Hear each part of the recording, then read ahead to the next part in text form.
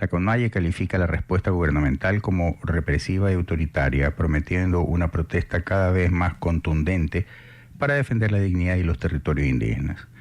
Para abordar estos temas contamos con la participación del exsecretario de Seguridad Nacional, Wagner Bravo. Soy Modesto Gerardo Apolo Terán, bienvenidos a nuestra segunda temporada en La Verdad.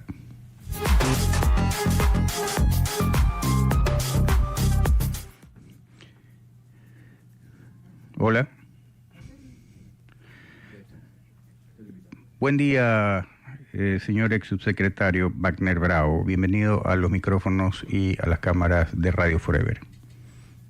Buenos días, Modesto. Muchísimas gracias. Estoy a las órdenes. ¿Me puede decir quién entrevista, por favor? Modesto Apolo. Ok, listo, Modesto. Un placer saludarle. El placer es mío, Wagner.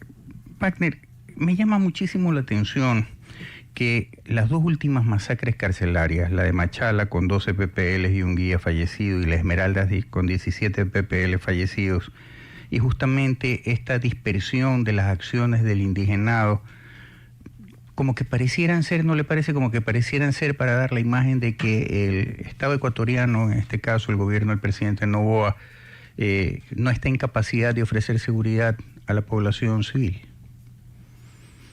Modesto, el Consejo de Seguridad Pública del Estado en el año 2022 y 2023 determinó, luego del análisis de inteligencia y la situación que se vive, que el Ecuador está bajo amenaza.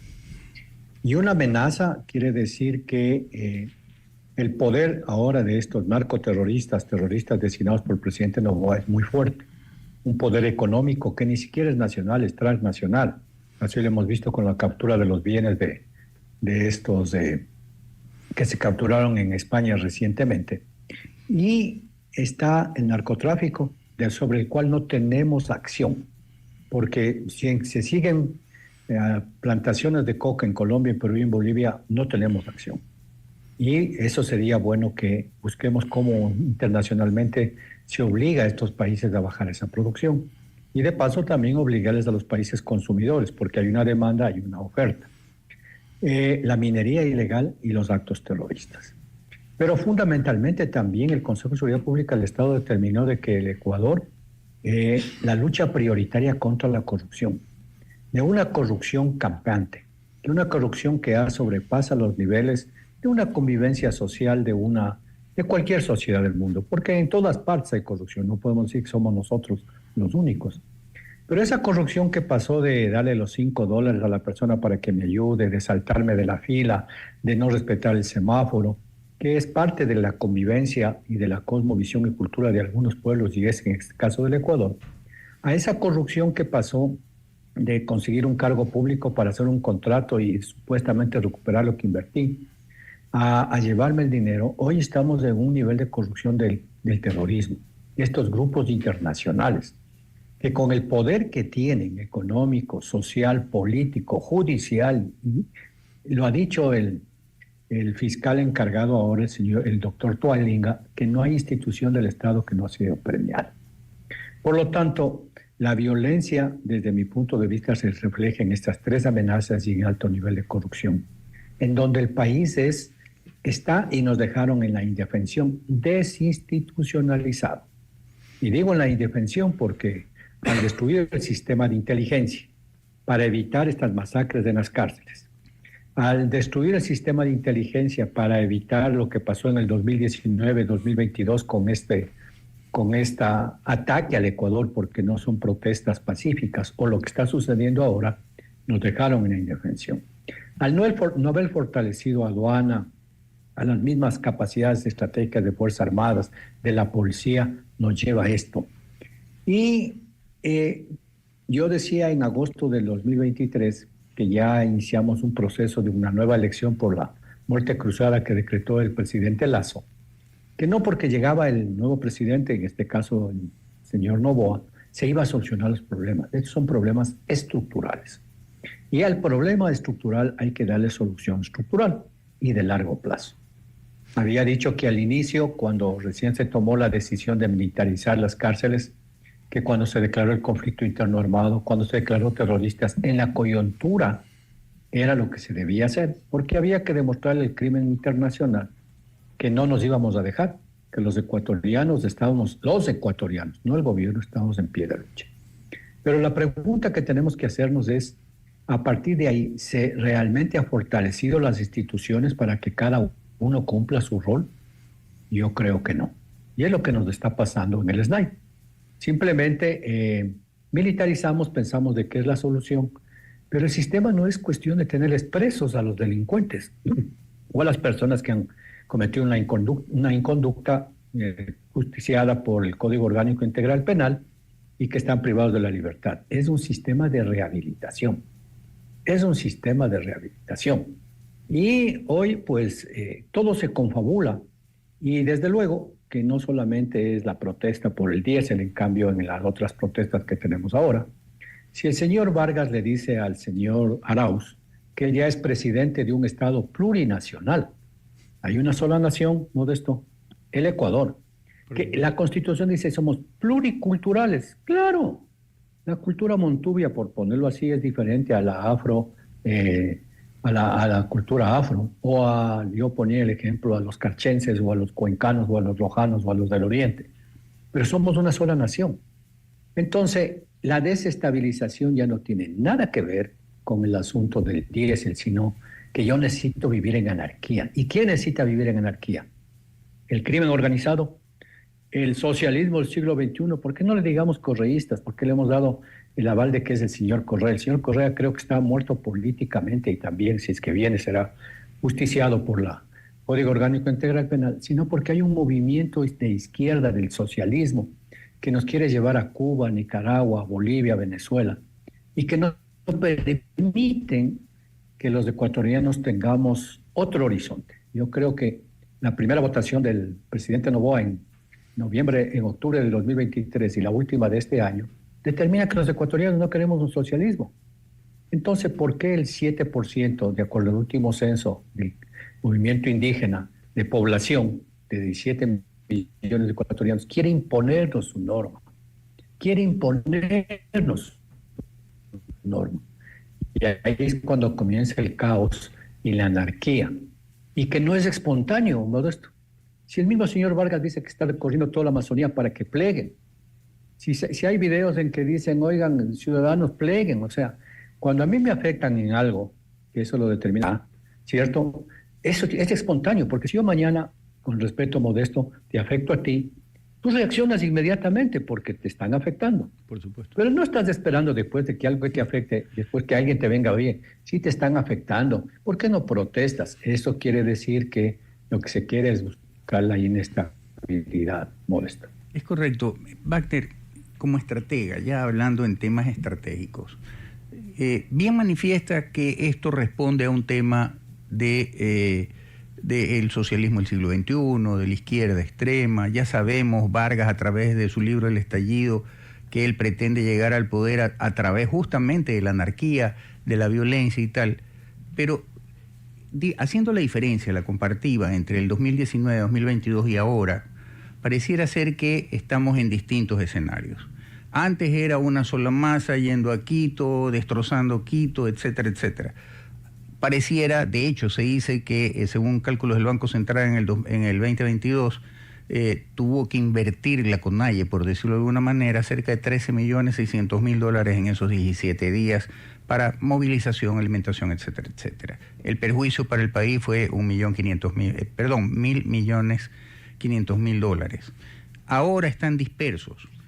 Y entonces, comenzando a unir hilos, atando cabos, resulta que la delincuencia organizada ha tenido duros golpes en lo económico, duros golpes también en el tema de las capturas de las drogas, en la minería ilegal igual, cortándole el subsidio al tema de los combustibles, también se le ha cortado los ingresos por el tema de contrabando de combustible, y pareciera ser que ahora no tienen la plata, pero han adoptado una estrategia de guerrilla urbana de ataque y retirarse, ataque y retirarse, lo cual conlleva de que hay alguien atrás que tiene conocimientos de estrategia y de acciones de guerrilla urbana, y son las que están haciendo de una manera u otra este tipo de situaciones que va avanzando en los días, no con tanta intensidad, pero que son visibles.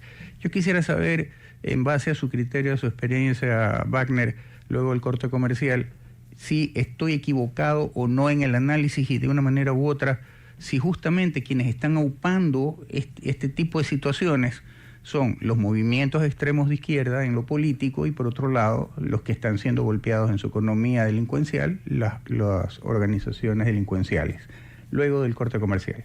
Wagner, antes del corte decíamos, a ver, los indígenas están estructurados, parece que no hay dinero, por lo que no hay dinero, entonces están aplicando estrategias y tácticas militares en el sentido de que, muy dadas a la izquierda, por cierto, este ataque, replegarse, ataque en otro lado, replegarse, ataque en otro lado, y cuando hacen las marchas, ponen primero a las mujeres, los niños y enfermos, de manera tal que cuando hay una intervención de Fuerzas Armadas, enseguida saltan y están violando los derechos humanos de mujeres, niños y de personas enfermas cuando las capturan. Y así, por ejemplo, tenemos denuncias en la prensa de que algunos de los capturados en Ibarra, es que están enfermos y necesitan medicina y los han apresado a los enfermos y tal. ¿Esto responde a una estrategia plenamente elaborada o es a libre albedrío? Es una estrategia bien elaborada, Modesto, y que ha ido tomando fuerza porque se habla de jurisprudencia comparada. Y en el 2019, después de todos los destrozos que hubo, tuvieron amnistía. Entonces, ¿quiénes fueron responsables? Nadie. Eso quiere decir que me da patente de corso para seguir haciendo lo mismo, porque buscaré amnistía, me haré, con el respeto a quienes me escuchan, como tú dices, el pobrecito que yo no era, que yo pasaba por la bicicleta, etcétera. Lo mismo pasó en el 2022, entonces le hemos dado carta abierta. Pero el adagio popular dice, piensa mal y acertarás. Entonces hay que montar hipótesis. ¿Por qué el ataque en Machala y en Esmeraldas en la cárcel? Fuera de que ya hay muertos, fuera de que supuestamente es pelea entre bandas, ¿cierto? Pero si se dice que desde afuera se está dando las órdenes para tomar el control de esa cárcel, es porque esa cárcel tiene un valor estratégico, por ponerlo así en términos militares, para el grupo delincuencial, los Lobos Box, creo que es en Machala, o para los Tiguerones en Esmeraldas. Correcto. Entonces, ya hay que ir pensando por qué. No es porque simplemente sucedió que querían matarse. La orden, al parecer, viene de afuera. Y no es una orden de que me caíste mal y se hizo una pelea callejera. No, está bien planificada porque inclusive se sorprende a los agentes penitenciarios y una serie de cosas más. ¿Será porque queremos tener el control todavía de Puerto Bolívar para exportar la coca? ¿O será que queremos tener todavía Esmeraldas libre? Mejor. Ahora, eso en la delincuencia que está siendo afectada, como bien lo dices tú, ¿cierto? Y en la parte política, en agosto del 2019, el señor Issa decía que iba a ser un movimiento, iba a ser una gran protesta, en agosto. Y llegamos a octubre. Quiere decir que el Estado no tuvo la capacidad durante 3 meses de hacer inteligencia para saber qué realmente estaba pasando. Y no llegar a lo que pasó en octubre. Y posiblemente desdeñamos la capacidad que tenían. Y que no es la capacidad del movimiento indígena, es la capacidad de quienes están atrás, como bien lo has dicho tú.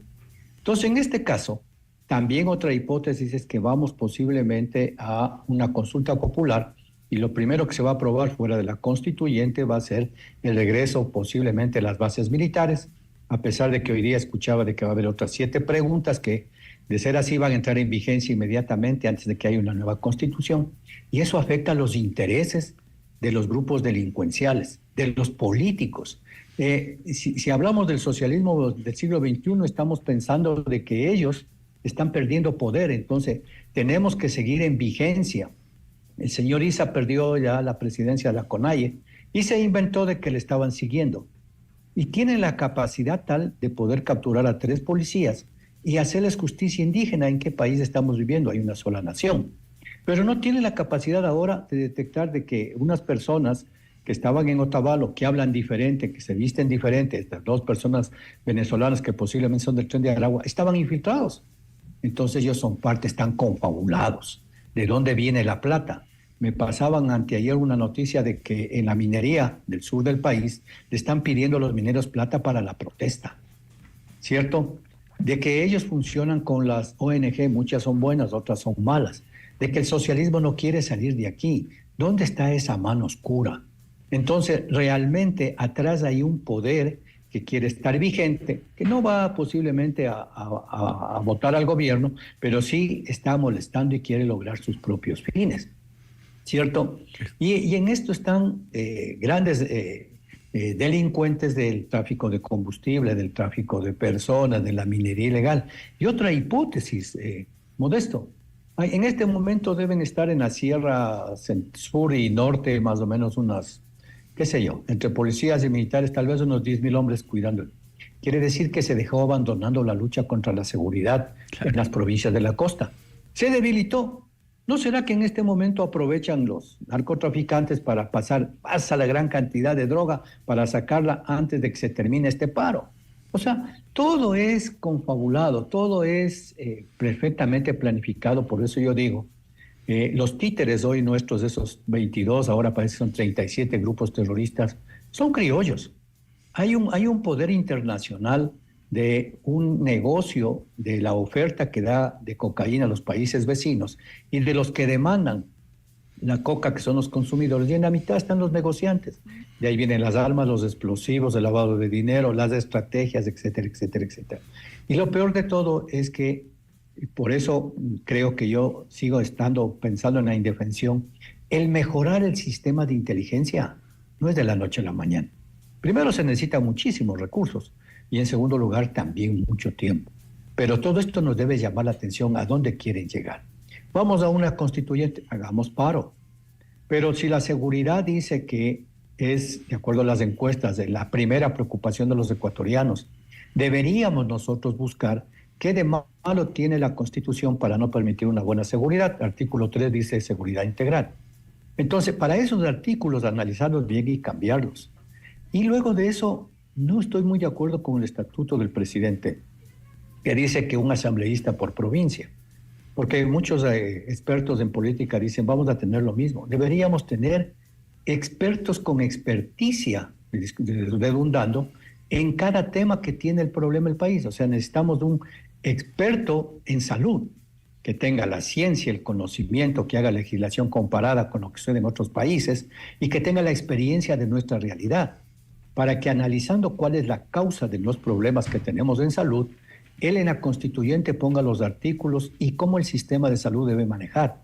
Y después él salga a la prensa a decir, señores, vamos a votar por una nueva constitución, porque el problema es este. El problema que teníamos con la constitución anterior era este. Y hemos analizado, las soluciones son estas. Y por eso este sistema y estos artículos de la nueva constitución que nos va a mejorar. Hoy el problema en la coyuntura a mediano y largo plazo en la estructura. Y así en seguridad social, así en seguridad, así en policía, así en medios de comunicación, así en todo. Porque si otra vez vamos a votar por representantes por provincia, que nos puede pasar lo del joven que se pone a estar jugando hoy en la asamblea, ¿qué experiencia tiene? ¿Y será que él va a conseguir 50, 10 o 20 asesores? Pero esa no es la forma que la que queremos. Esto es un contrato social, en donde no es el contrato entre los legisladores de la Asamblea Constituyente, que vamos a ponernos de acuerdo entre 80 personas ahora. Es un contrato entre 17 millones y medio de ecuatorianos.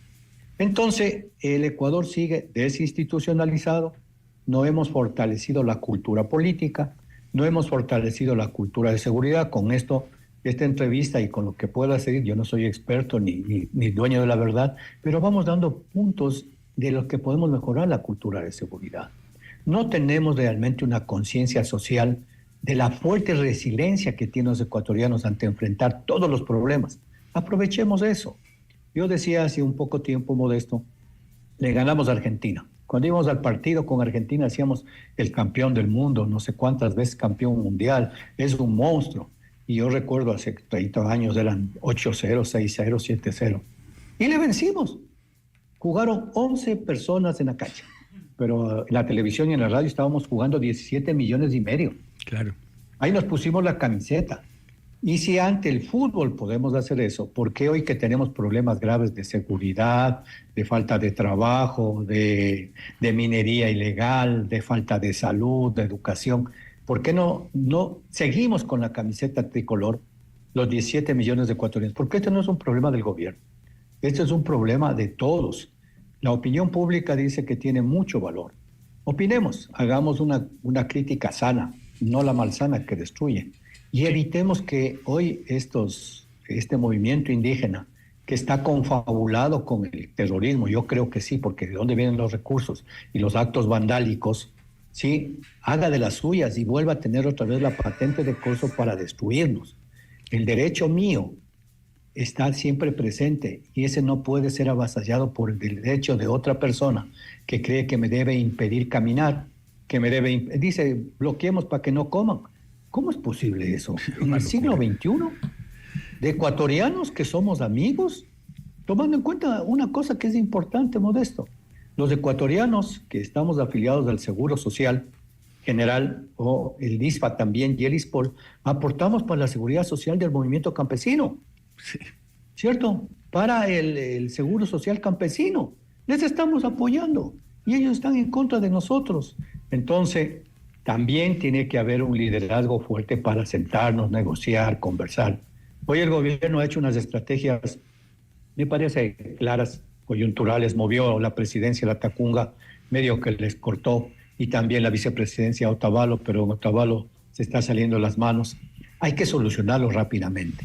Pero el diésel, que es el pretexto, porque es un pretexto. Correcto. Estaban esperando tener un pretexto, Modesto. No es que el diésel. Estaban esperando tener que les dolió que no hayan ganado las dos últimas elecciones, ahora la parte política y todos aquellos movimientos, y que medios confabulados, porque también hay indicios de que estaban en las elecciones de hace 10 o 15 años, estaban medios confabulados con las FARC y con el narcoterrorismo y con el narcotráfico. Les sigue doliendo que queramos tener un país. Por eso es que también les duele que el único país que también es responsable, corresponsable en lo que nos pasa, digo yo, porque es consumidor, los Estados Unidos, nos quiere apoyar. Claro. Hoy he visto que ya se firmó un convenio con la Europol. Qué bueno que Europa venga a ayudarnos, porque ellos son corresponsables también en lo que nos pasa al consumir. Wagner, pero Colombia, y Perú y Bolivia no nos ayuda siendo corresponsables, son los que producen esto. Correcto. Wagner, al retorno del corte comercial quisiera tu apreciación sobre lo siguiente. ¿Qué nos falla a los ecuatorianos para tener un sentido nacionalista? Ejemplo, en Chile quisieron hacer exactamente lo mismo y quisieron valerse de los mapuches. Y le dijeron, ¿sabes qué? Vamos a poner 2 estrellitas más en la bandera chilena en vez de la estrella solitaria, porque vamos a reconocer la nacionalidad mapuche. Y los mapuches le dijeron, oye, nosotros antes que mapuches somos chilenos. Una sola nacionalidad, una sola nación. ¿Qué nos faltó a nosotros y qué nos falta para generar ese sentimiento de nacionalismo propio en vez de esta historia de andarnos desperdigando por todos lados? Eso, por favor, tu criterio luego del corte comercial. Wagner, ¿cómo reforzar? No sé si reforzar, porque no se puede reforzar lo que no existe. ¿Cómo generar el nacionalismo, el sentido de nacionalismo, ese del que tú hablas cuando juega la selección nacional? También trasladarlo al tema del quehacer político en el país. Ese nacionalismo, como decíamos, que en Chile a los mapuches se los quiso utilizar también y dijeron, no, primero soy chileno, a mí me dejas mi estrellita sola en la bandera sin ningún problema y tal. Y también yéndonos un poco a los primeros días de esta paralización, ¿qué fue lo primero que quisieron causar? ¿Aló?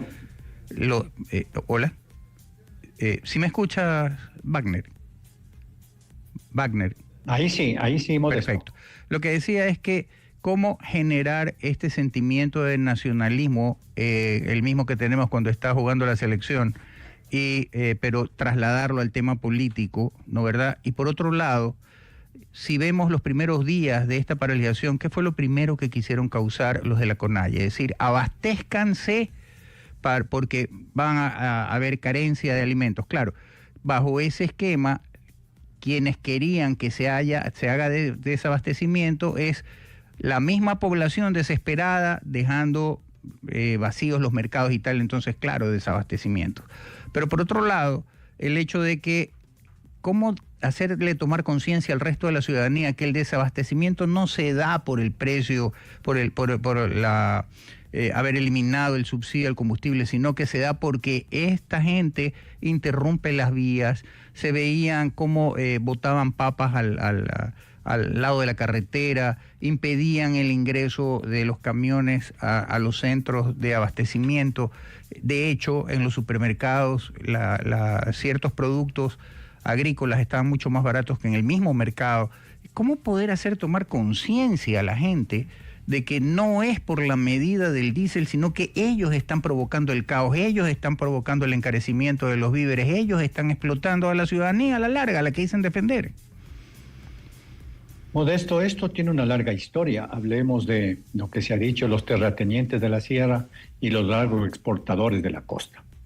Y que con respeto a la costa y la sierra, no digo los adagios que nos dicen, pero desde ahí ya comenzamos a dividirnos. Y los más marginados, los del oriente, donde supuestamente hay petróleo. Entonces eso ha ido creciendo a lo largo del tiempo. Y no hemos tenido la capacidad de poder hacer un tejido social que nos lleve a nosotros a sentirnos ecuatorianos. ¿Por qué nos caen mal con respeto a los argentinos? Porque primero Argentina, después Argentina, después Argentina, especialmente los porteños, claro, ¿cierto? Y nos caen mal. Pero es que eso es quererlos, eso es de estarnos, ¿sí? Y yo recuerdo alguna vez en Chile, en el estadio, cuando iba a jugar la selección, todo el mundo se paraba de pie. No había que decirle, sáquese el sombrero, señor, sino que todo el mundo cantaba a corazón en pleno el himno nacional.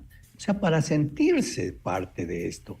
Aquí, de un tiempo acá, cuando uno va al estadio, ya hay chiflidos. Claro. Estamos cantando el himno y hay gente que está sentada, la que no quiere sacarse.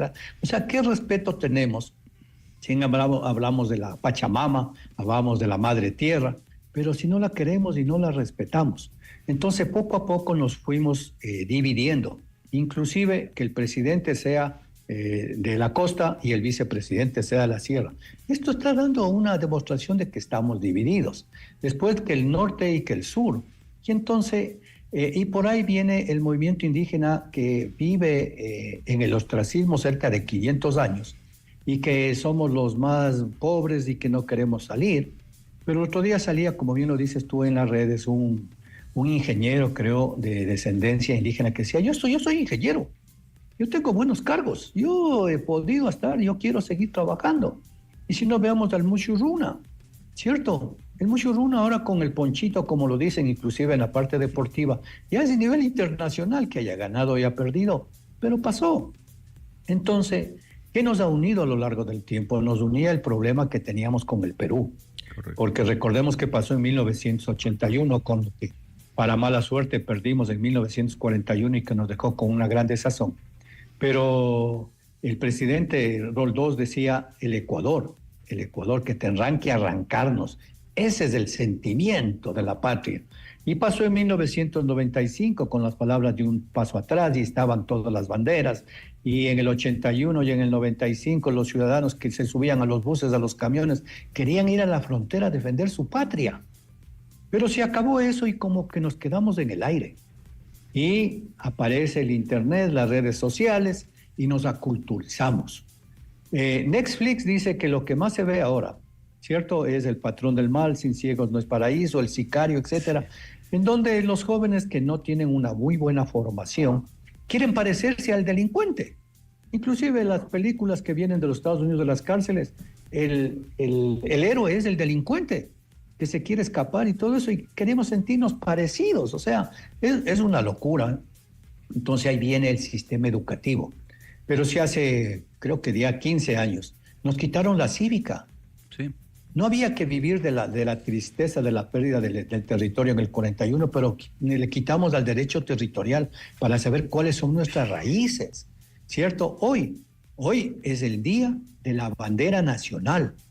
Hoy día deberíamos estar todos embanderados, de tener el orgullo, así como recién una campeona mundial, creo que fue de judo, que ganó una medalla en estos días, se puso la bandera, que se siente ecuatoriano. O como cuando Carapaz ganó, creo que la Vuelta a España, cogió la bandera y los ecuatorianos vibraban. ¿Por qué cuando estamos afuera, en el exterior, nos acordamos de Julio Jaramillo? Y cuando estamos en el Ecuador nos acordamos de todo menos de Julio Jaramillo. Así es. Entonces, quiere decir que el sistema educativo tiene que volver a esas raíces. Yo he dicho en algunas oportunidades, Modesto, que uno quiere hacer algo y te dice, no te preocupes, métete al YouTube. Ahí aprendes a hacer arroz, a armar un carro, a componer el refrigerador, etcétera. Pero eso es transmisión de conocimiento. Nosotros no tenemos la formación del ser humano. La Constitución, que es muy garantista, dice que lo principal aquí es el ser humano, pero ¿le estamos formando al ser humano? No le estamos formando. Evitamos y eliminamos los colegios normales. Tú recordarás de nuestra época. Claro. ¿Quiénes iban a los colegios normales? Los que iban a ser maestros. Maestros. Y un maestro quiere decir el que me va a formar en todo. El que me dice, oye, tienes que peinarte, tienes que disciplinarte, tienes que tener el cuaderno limpio, porque eso le está formando en disciplina, en responsabilidad, en carácter, en muchas cosas. De hecho, tuve 4 tías profesoras normalistas yo. Normalistas y lo eliminamos, pero sin embargo en esos textos de estudio del socialismo del siglo XXI, que el mejor refundador, porque siempre vamos naciendo y renacemos con cada constitución y cada gobierno, renacemos del Ecuador, o sea, quiere decir que somos un Ecuador de 1830, porque mañana vendrá un presidente o la nueva constitución y será un nuevo Ecuador. O sea, estamos de 1830, vamos cada 10, 15, 20 años naciendo de nuevo. Y nunca maduramos, si me permites decírtelo, nunca maduramos, sí, seguimos en pañales y haciendo lo que hacen los niños, entonces, ¿no, verdad? No hay ese tejido social que había. El otro día alguien recién nomás conversaba y me decía, yo a una doctora, yo soy muy profesional, pero me da pena la universidad donde yo estudié, porque lo primero que me daban a la primera clase, y recuerdo también a un familiar mío muy cercano, a una hermana, que hace 40 años la primera clase fue de los cabezones y los chinos en la universidad. Sí, ella fue a aprender otra cosa. Claro. Y le digo, y esto sigue sucediendo, dice. Y yo me formé en esa universidad. No, dice. Yo me formé en mi hogar. Es correcto. Con esos principios fui a la universidad y no me pudieron cambiar. Entonces, ¿cómo hacemos para que la madre que tiene todo el derecho a trabajar y el padre tenga una mejor condición de vida para que puedan estar con sus hijos? Si no, los hijos quedan en el aire, quedan botados, ¿cierto? ¿Cómo acercamos las escuelas a la sociedad? ¿Cómo acercamos la salud para volver a formar ese ser humano que tenga principios y valores y una nacionalidad, pero idéntica? Que tanto nos quejamos de que no tenemos que gritar a otro grupo, pero en el Ecuador vivimos. Yo pongo el ejemplo de Fuerzas Armadas. Fuerzas Armadas no somos importados de ninguna parte del mundo. Son ecuatorianos, nacidos en los 4 puntos cardinales del país, en las 4 regiones, con diferentes niveles de cultura, de educación, de condición social, inclusive de dinero, pero todos nos manejamos de una sola forma, porque hay una formación en principios y valores. ¿Qué es lo que están demostrando ahí las Fuerzas Armadas? Y que tengo que felicitarles por el trabajo que hacen bien de los ecuatorianos, muchas veces mal visto. Pero, ¿por qué las Fuerzas Armadas tienen un 80-85% de aceptación? Con todos los problemas, porque nada es perfecto. Pero hemos logrado hacer un grupo humano, ¿cierto?, eliminando las diferencias, eliminando las culturas, las clases sociales, la educación, todo eso, ponerles a todos al mismo nivel con un solo objetivo, con un solo principio, con un solo patriotismo. Eso pasó 81-95 y está pasando en esta guerra interna. Y cubierto por una sola bandera. Sí es posible hacerlo. Yo veo que ahora, por ejemplo, hay una propaganda en Guayaquil que dice que van a hacer una universidad, que no recuerdo cuál es, la UTEC creo que es, que quiere hacer una gran mesa del Guayaquil que quieren, ¿cierto? Pero hagamos del gran Ecuador que queremos. Hoy vamos a la asamblea, como decía. Hoy ustedes, medios de comunicación, si me permites, Modesto, deberíamos entrar a que haya una fuerte opinión pública para que los que tienen experticia en ciertos campos vayan diciendo cuáles son los problemas y las posibles soluciones. Y los próximos candidatos puedan tener la idea de qué es lo que queremos los ecuatorianos. Pero lo primero que queremos los ecuatorianos es el bien común, claro, más que la plata, más que la salud, más que la educación. Queremos el bien común para todos. Y el bien común quiere decir tranquilidad. Y la tranquilidad, ¿cómo se logra? Mejor seguridad, mejor salud, mejor educación, mejor sistema político, libre de corrupción, dice la Constitución, que no me gusta mucho. Correcto. Entonces, ¿por qué envidiamos a otros que tienen mucho nacionalismo, primero? Y aquí recuerdas, hace algún tiempo decían, primero lo nuestro. Pero entramos a la televisión y yo quiero parecerme a otro país que es otra cultura, otra cosmovisión. El ejemplo ahí es que hace 24 años, Modesto, comandante de Tulcán, capturamos a un extorsionador. Le cogimos, le pusimos al sistema de justicia y la justicia le dijo: señor, usted tiene medidas alternativas, pongo una fianza de $100 y preséntese cada 15 días. En la cosmovisión nuestra, 24 años que el joven no aparece y le seguirán esperando. Claro. Entonces, no podemos aculturizarnos si somos una nación. Eliminemos esas diferencias que nos hacen ver con odio, cuando yo creo que en el estadio está mezclado el que tiene plata, el que no tiene plata, el negro, el blanco, el azul, el dorado, como sean, disculpen las palabras. Y estamos en un solo objetivo. Así es, Wagner. Entonces hoy el objetivo es buscar un mejor Ecuador, Modesto. Wagner, agradecerte por la claridad y la agudeza de tus opiniones. El tiempo siempre es un verdugo. Veamos qué pasa en estos días y volvamos a tener esta conversación y análisis para ver cómo vamos dando pasos en firme, como se dice en las Fuerzas Armadas, a paso de vencedores, en cómo vamos generando ese sentimiento de nacionalismo en cada uno de los ecuatorianos. Muchísimas gracias, mi estimado Wagner. Muchas gracias, Modesto. Lo único que hay que pedirles a los ecuatorianos es una sola camiseta. Hoy Correcto. Están enfrentando Fuerzas Armadas y la policía. No interesa quién sea. Y ahora que estamos en el Día de la Bandera, una sola bandera. Vamos atrás, la bandera tiene que estar ahorita. Si me escuchan y nos están escuchando, Modesto, pongámosle la bandera, hagamos el respeto, porque es lo que yo quiero. No esperemos estar siendo campeón mundial o olímpico para ponerme la bandera, o posiblemente los ecuatorianos que están en el exterior tengan la bandera en la casa, y los que vamos aquí ponemos otras cosas y no es. Muchas gracias. Un abrazo, Modesto. Mi querido Wagner. En septiembre del 2025, la Confederación Nacional de Nacionalidades Indígenas del Ecuador, CONAIE, convocó un paro nacional indefinido en respuesta a la eliminación del subsidio al diésel decretada el 12 de septiembre por el presidente Daniel Noboa. Medida que impacta económicamente a comunidades indígenas, sectores rurales, tal cual como ellos lo manifiestan. Las protestas se centraron en provincias como Imbabura, Cotopaxi y Tungurahua, con marchas, bloqueos de vías y demandas por dignidad, territorios y revisión de políticas. Sin embargo, se registraron incidentes de vandalismo como destrucción de propiedad pública, privada, incendios en instalaciones policiales, bloqueos prolongados que afectan el libre tránsito y la economía local. Para tratar estos temas hemos invitado a un queridísimo amigo de esta casa, el doctor Guillermo Alvarado, experto penalista. Guillermo, qué gusto. Modesto, ¿cómo le va? Un gusto saludarlo. Mil disculpas no haberlos podido acompañar físicamente, pero bueno, gustoso de poder compartir con ustedes. Muchísimas gracias, ya será la próxima, de compartir el placer de tenerlo aquí en cabina. Guillermo, ¿cuáles son los elementos objetivos y subjetivos que configuran el delito de destrucción de bienes en actos como incendios a instalaciones policiales durante las protestas? Y vimos también la agresión a un oficial de policía que le caían a palo, piedras y todo ya en el piso.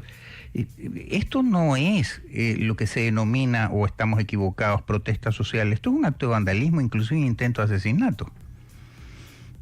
Sí, bueno, se compone de distintas aristas porque la composición de todos estos actos que los hemos podido resumir o que se han podido apreciar en medios de telecomunicación y en medios también de redes, no solamente es un tipo penal, porque hay una composición diversa de distintas situaciones. Por ejemplo, en el tema del vandalismo o en el daño a bien ajeno, ya sea bienes públicos o bienes privados, el COIP establece que ese tipo penal como tal específico tiene su tipificación y tiene su composición.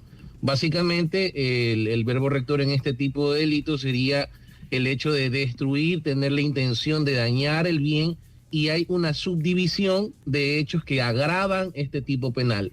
En el caso que en el primer escenario, evidentemente se observa este tipo, desconozco si Fiscalía habría tomado la participación individual o general de todos en la participación de la connotación de esta situación, pero eso como primer escenario, porque si hablamos del tema de lo que mencionamos sobre la agresión al policía, podría tratarse de una tentativa tal vez de asesinato, pero también hay un tipo penal en el COIP que habla de resistencia o ataque, y eso es en contra, agresiones en contra de funcionarios o agentes de la fuerza pública, como se ha observado.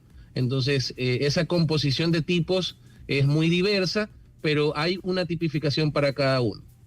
Pero en el caso, por ejemplo, de este oficial de policía, ok, yo puedo resistirme al ataque, pero mientras este oficial esté de pie o actuando, correcto, podría ser comprensible de alguna manera si se sostiene el tema de la proporcionalidad y tal, pero el hombre estaba indefenso, tirado en el piso, y encima de eso le daban, pero como, perdóname la expresión, y nuestros radioescuchas, como bombo en Fiesta Pueblo, pues. Claro, hasta rocas le lanzaban encima de la cabeza, así es que... No, a ver, el tipo penal es resistencia o ataque, ¿verdad? ¿Qué indica? La persona o ciudadano que agreda o que físicamente vaya en contra de la integridad de un agente o de fuerza pública, ya empieza a tener una connotación de una conducta apegada estrictamente a lo que diga el artículo del delito como tal. Perfecto. Pero también hay agravantes en el tema. Hay situaciones que agravan el tipo, que puede llegar a conducir una pena de hasta 21 años, si no me recuerdo, pero también se podría tomar la conducta, si ya sale de esta situación del artículo como tal de resistencia o ataque, y podría tal vez modularse el tema de una tentativa en grado de asesinato por las situaciones que se ven, ¿no? Hay también que tener en consideración que en ambos tipos la situación de análisis es extremadamente subjetiva, porque la identificación de quién agrede en cada parte sí es muy necesaria. Entonces habría que ver cómo modula Fiscalía, pero de que estamos enfrente de un tipo como tal en análisis es indiscutible, y la conducta es totalmente irreprochable. Guillermo, cuando uno arma un evento cualquiera, ejemplo, una carrera ciclística, una presentación artística y tal, tiene que haber un responsable. El organizador es el responsable, tiene que llenar un sinnúmero de requisitos con un sinnúmero de autoridades, e inclusive si algo sucede en ese evento, el organizador es el responsable civil, penal y económicamente, pecuniariamente. ¿Y por qué aquí no pasa lo mismo? Si es público y notorio que la dirigencia indígena convoca a estas movilizaciones, genera de alguna manera también temor en el sentido, abastézcanse porque va a estar desabastecido el mercado, y vamos a salir con todo y vamos a tumbar todo lo que... Perdóname, entonces habemos ciudadanos de primera y de segunda, porque si ya te digo, en eventos de lo más inocuos, como podría ser una carrera ciclística o una maratón o lo que fuere, existen centradas las responsabilidades. ¿Por qué aquí no?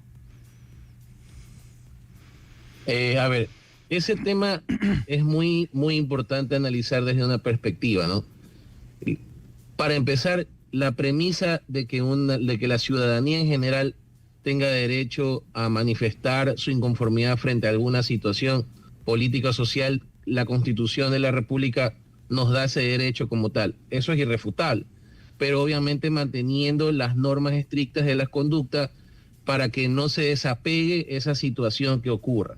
Entonces, si bien la convocatoria para protestar es realizada por un grupo, en este caso la dirigencia como tal de un movimiento como tal social, que entiendo la CONAIE la lidera, no reprocha de que bajo esa premisa yo pueda delinquir o cometer conductas que estén fuera del análisis. Ahora, también es necesario analizar el tema del comportamiento también de la fuerza pública o militares en el tema de controlar ese movimiento. Si ya hay conductas que se extralimitan de lo normal, de una protesta pacífica, de una protesta en algún lugar específico, eso no les da derecho, como bien lo dices, a que se pueda cometer ciertas conductas o tipificaciones, o en su caso agresiones a la fuerza pública, para que puedan limitar el tema de abastecimientos en sectores específicos, porque el COIP inclusive también lo da. Mucho peor a estar incendiando bosques o a estar realizando actos de terrorismo, de policía, los cuales... Exacto, entonces yo no diría que no esté fuera de la responsabilidad como tal del tema de la dirigencia de quien llamó, pero recordemos también que en el momento en que Fiscalía formule cargos, o en el caso de haber un delito que se pueda considerar en flagrancia, tiene que haber responsables de lo que se realiza por sectores. Entonces, esa situación procesal enfatiza que Fiscalía deba de hacer responsable no al dirigente que estuvo convocando, sino a la persona que le metió el piedrazo al policía en el piso. Entonces, esa es la conducta reprochable que permite el proceso como tal penal en poder dar. Ahora, de que en estas situaciones haya inmersos ya grupos, como se ha ventilado, que se ha escuchado, que ni siquiera hay personas que pertenezcan a este movimiento social en estas protestas, ya esas son situaciones extraforáneamente manifestadas en el escenario que analizamos. Pero de alguna u otra manera podría tratar, si es que el análisis o los informes internos de la policía o las Fuerzas Armadas o si inteligencia tiene alguna situación que pueda analizarse, podría también tomarse en consideración a la directiva que convocó a esto si es que hay alguna responsabilidad o indicio de responsabilidad. O sea, tampoco están tan eximidos. Pero para los actos conductuales que observamos, evidentemente que sí hay que reprocharle la conducta a la persona que participa. Pero no limita que los dirigentes también no sean responsables en otras situaciones ajenas, ¿no? Correcto. Guillermo, al retornar del corte comercial, por favor, siempre estamos nosotros diciendo que el Estado tiene como prioridad la protección de los menores. Resulta que en las marchas, siguiendo una estrategia muy común, desgraciadamente, en este tipo de grupos que generan terror, ponen primero mujeres, niños, ancianos y enfermos. ¿Eso cómo podría catalogarse en primer lugar y constituye o no constituye un delito o una infracción? Eso luego el corte comercial. Guillermo, antes del corte decíamos que constituye o no algún tipo de infracción o un hecho punible el que se ponga de escudos humanos, mujeres, niños, ancianos y enfermos en estas marchas. A ver, el análisis son hacia tres grupos distintos, ¿no? El tema de los menores, pues como está en veremos aún, la inimputabilidad del menor por el rango de edad o su imputabilidad todavía es un aspecto que no se logra concretar desde un sistema procesal. Unos están a favor, otros en contra.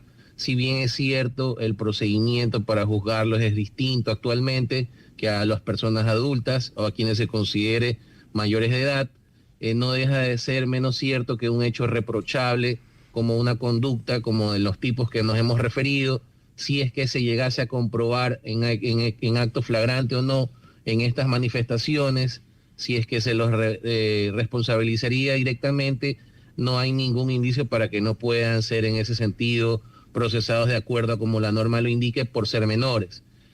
Sin embargo, el ser objeto de escudo podría dejarse sin efecto en ese sentido desde un aspecto de manipulación hacia ellos. No es una conducta que los tenga que reprimir directamente. Lo mismo aplicaría para el tema del género femenino o para las mujeres. Y si bien es cierto en el tema de adultos mayores, son grupos prioritarios también, en el tema de una imputabilidad, el adulto mayor lo que tiene es ciertos beneficios en respecto, por ejemplo, a medidas cautelares, pero respecto a no tener una represión de una conducta penalmente, no es menos cierto que también son responsables de lo que puedan cometer. Si son objeto de escudos o no estos tres grupos, realmente no recae en ellos una responsabilidad, pero sí, por ejemplo, ahí sí podríamos retomar el tema de que si es que se está utilizando a estas personas como escudo y esa fue una orden dada por algún dirigente. Correcto. Si es que esa situación se da, volvemos a recaer en lo que me consultabas anteriormente, de si la dirigencia es responsable o no. Si hay algún informe de inteligencia, si hay alguna situación que lo pueda sustentar, ahí sí habría una situación en análisis hacia los directivos para utilizar a estas personas, ¿no? Pero lo hemos dividido en ese sector. Guillermo, ¿me puedes permitir hacer un paralelismo? Cuando se dice que hay pánico financiero, se genera pánico financiero cuando dicen tal banco está por cerrar y todo el mundo va y retira los fondos y entonces, claro, se produce la quiebra no porque la persona que lanzó la bola haya decidido cerrar el banco o porque el banco efectivamente estaba mal, sino que por la desesperación de los cuentaahorristas al retirar sus fondos, definitivamente son los que generan la quiebra del banco. Haciendo el paralelismo en ese sentido, cuando viene la dirigencia de la CONEDI y dice abastézcanse porque vamos a interrumpir el abastecimiento, se genera también un pánico en ese sentido. Entonces, ¿quiénes son los que realmente generan el desabastecimiento? El mismo público que en esta desesperación va y barre con todos los productos a vivir por haber en mercados y supermercados. Y entonces van a dar la imagen de que efectivamente el paro fue exitoso porque hubo desabastecimiento. Pero ¿están o no están causando pánico también en este sentido? Y esto abona o no a aquella figura que tiene la Constitución en la cual se está desestabilizando también al Estado por generar este tipo de pánicos, de cierta manera terrorismo. A ver, el tema de hablar de un delito en terrorismo es bastante, digamos que abstracto de alguna forma, porque el delito como tal en el terrorismo digamos, se puede conmutar y diferenciar de otros tipos, como los que ya hemos estado conversando, porque pone una gravedad bastante alta en el estado de la sociedad en general.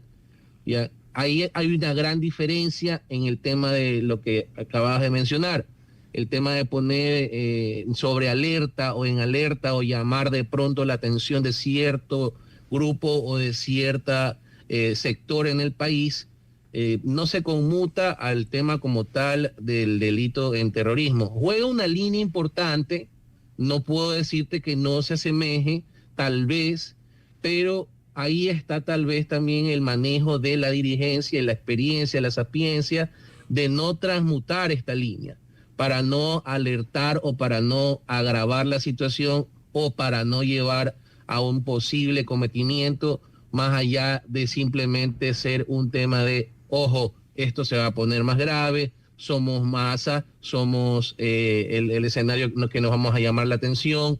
Ya se puede conmutar, se puede diferenciar y se puede difuminar en distintas líneas, pero el terrorismo como tal es un delito que por su gravedad, y no solamente nacional, sino también tratado por distintos convenios, exige que haya una alerta, pero una alerta grave por sobre la humanidad o la ciudadanía en general, ¿ya? Y evidentemente ahí se transmuta la situación de un término y otro distinto totalmente, pero sí da indicios y también podría tomarse en consideración los términos que se utilicen en aquello, ¿no? Guillermo, y la instigación, ¿cuáles son las características del delito de instigación y de alguna u otra manera podría acoplarse el accionar de la CONAIE y de estos grupos que han salido a marchar con el delito de instigación o no? Es un ejercicio interesante porque, por ejemplo, lo que decía, nadie le reprocha a la ciudadanía o a cierto grupo o movimiento social o político que tenga derecho a poder reclamar algo que evidentemente es un derecho constitucional. La Constitución lo considera, los convenios internacionales lo facultan, pero ahí hay una situación. Yo tengo derecho a protestar, a manifestarme dentro del rango de lo que la ley me permita, y mi conducta tiene que ser apegada dentro de lo que la norma también permita. Esta situación de instigar, de llamar más allá el tema de llevar a otros delitos, que sería ya un concurso universal de delitos prácticamente desde siquiera o no para varias conductas para este tipo de situaciones, hay una gran diferencia, porque el tema del instigar a la situación implica una situación dolosa de querer reaccionar para perjudicar un daño o para poder tergiversar el tema de la protesta como tal. Cuando la doctrina y el dogma te da un concepto distinto al que tú puedas manifestarte, oponerte socialmente, entonces ya se torna en un tema más que político, social, y evidentemente el instigar ya requiere de otros elementos para causar un daño en este sentido que no se va a ver de la mano con el concepto real de llamar a la resistencia. Correcto. Guillermo, al retorno del corte comercial Me gustaría tener tu criterio, experto, sobre el tema. ¿Cabría, bajo estas circunstancias, el delito de odio? ¿A qué me refiero? Retrotraigámonos al 2023, en el que, perdón, 22, en el que Vargas, 2019, en el que Vargas manifestaba fuera, patojo, hijo de tal por cual, dirigiéndose al presidente, refiriéndose al presidente de la República de aquella época. Ahora, en las marchas, el día de ayer, en las imágenes en televisión se veía que decía fuera cartón y lo tenían estrangulado con un palo a la imagen de cartón del presidente de la República. ¿Podría caer eso en lo que se denomina delito de odio, sí o no? ¿Por qué? Eso luego del corte comercial. Guillermo, antes del corte comercial decíamos, por actitudes como esta, recordando a Vargas en el 2019 en que le decía fuera patojo, hijo de tal por cual, y en las marchas de ayer que estaban en esta caminata, en esta marcha, un muñeco de cartón guindado del cuello como si lo estuvieran estrangulando y decían fuera cartón, hijo de tal por cual. Primero, qué pena, y debo rechazar que en estas circunstancias la primera que salga al baile es la madre de cada uno, pero al fin y al cabo es una expresión. Pero esto podría o no configurarse en un delito de odio, al fin y al cabo. A ver, en análisis el delito de odio es extremadamente restrictivo porque se indica que quien genere violencia física o psicológica en contra de una persona. Extender esta situación del delito al hecho como tal lo hace bastante complicado de que pueda en algún momento configurarse un posible delito de odio por ese hecho. Sin embargo, ¿cuál es la situación? Evidentemente hay una señal de violencia simbólica, ¿ya? Pero esto va dirigido al presidente como autoridad, ¿verdad? No encaja automáticamente el delito de odio porque no se estaría atacando raza, género, religión, pero sí se ataca un cargo político. Ahora, ¿qué podríamos tomar en ese caso o qué podría de pronto producirse como tal?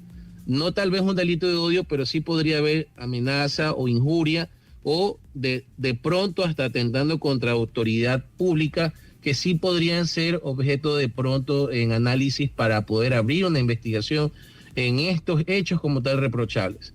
Ahora, hablar de que alguno de estos tipos se pueda abrir en contra del movimiento social que patrocine la marcha, pues no. Desde una perspectiva de una responsabilidad subjetiva, no. Más bien tendríamos que buscar quién fue la persona, en este caso, que realiza este acto de agresión.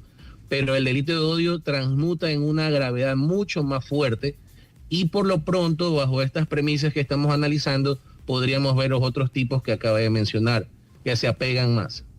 Correcto. Guillermo, está prohibido interrumpir, o mejor dicho, coartar el derecho a la libre circulación. Y sin embargo, rompen carreteras, tiran árboles abajo. Si tú y yo el día de mañana tiramos un árbol abajo, más allá de que hemos cometido un delito contra la Pachamama, la naturaleza y todo esto, de aquí somos juzgados y somos multados. Si el día de mañana, el 31 de diciembre, tú, yo y cualquiera de los que nos escuchan queme el año viejo en la carpeta asfáltica, somos sancionados porque estamos cometiendo una infracción. Pero aquí hacen de todo y no pasa nada. Inclusive arriesgan las vidas de aquellas personas. Estábamos viendo 2 ambulancias que se les impidió el paso en Imbabura, una con una mujer que estaba dando a luz y otra con alguien que tenía que irse a hacer diálisis. Eso es un tema de vida o muerte. ¿Hasta dónde llega entonces la responsabilidad o la impunidad de estas personas frente a hechos que de manera normal constituyen delitos o infracciones y que cuando salen a la calle porque son protestas sociales, entre comillas, tienen patente de corso para hacer lo que les dé la gana? A ver, es interesante el análisis porque como hemos podido conversar, para cada situación que se ha puesto como ejemplo, la ley tiene un tipo adecuado. Y en este caso, hablar de obstrucción a la vía pública es un delito, según el COIP, más allá de impedir el paso a ambulancias o en su caso impedir que las personas no tengan acceso a un transporte público porque ya está tipificado y hay una norma expresa para aquello. Ahora, este diverso manejo de enciclopedia de delitos que mencionamos, si bien hay una adecuación para cada una de las personas responsables, no deja en menos cierto de que el conglomerado de los hechos pueda tornarse en giro a que se conviertan en informes sustentables de que la dirigencia ha sido permisible o que pudieron haber no tenido las restricciones adecuadas para el movimiento.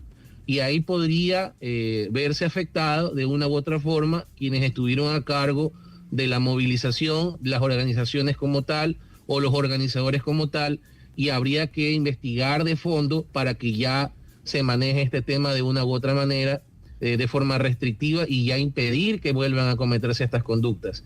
Sí existe la responsabilidad hacia los dirigentes o organizadores, pero necesitarían también de sustentar los informes o de que inteligencia también pueda adecuar este conjunto de situaciones. Sería bueno o oportuno de que de una vez por todas, como bien lo has comentado, se pongan ya limitaciones. Nadie está diciendo, y repito, de que no tengamos derecho a protestar o a manifestar que algo esté mal, pero sí manejarlo dentro de lo que la norma permita o de que la conducta no se extralimite. Y en este caso, sí tiene que haber responsables para que ya se dejen de realizar este tipo de actos que van contra la ley. Correcto. Guillermo, no me queda más que agradecerte por tu participación, clarísimo en tu exposición. Veamos qué sucede y ya estaremos conversando sobre los nuevos hechos que se susciten. Muchísimas gracias, buen día. Un gusto, Modesto, como siempre, un saludo para todos. Ya nos veremos por ahí. Correcto. Bien, para finalizar, tomando aquella propuesta del general Wagner Bravo, Wagner nos decía, pongámonos la camiseta hoy que es el Día de la Bandera. Vamos a concluir el programa con una marcha que me parece a mí una de las más hermosas que existen en el ámbito castrense, que es justamente el himno a la bandera. Buenos días.